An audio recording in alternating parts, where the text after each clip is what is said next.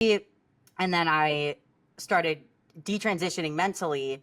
I was posting about it on Tumblr. Tumblr is also where I found the gender ideology. So I was posting on Tumblr like, oh, I was diagnosed with PTSD, and some radical feminist women were like, hey, there's other women that have done this. And I was like, what? And then I started to see that there were women who had all the same experiences as me. They were autistic, they were abused, they had sexual issues, and they transitioned, and they were realizing that they had internalized misogyny and internalized self-hate more broadly. And I started to realize that it wasn't me. There was actually an existential experience of trauma for women, and then specifically for women called detransitioners. And I ended up hooking up in this was the early days of detransition advocacy. This would have been 2019.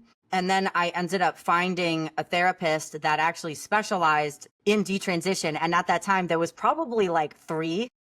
Literally Wow. like three people. So I found one of them and I started working with her, and she was the first person to actually see me, to see my inner child. She was the one who taught me what an inner child was. She taught me about attachment. She taught me about all these core concepts that should have been told to me a long time ago. And she told me, this is not your fault. This is happening to families all over the place. And then the organizations like GenSpect were founded, Partners for Ethical Care, parent groups, and I started connecting with people. And then people like Benjamin Boyce and other YouTubers started doing interviews, and suddenly people wanted to talk to me.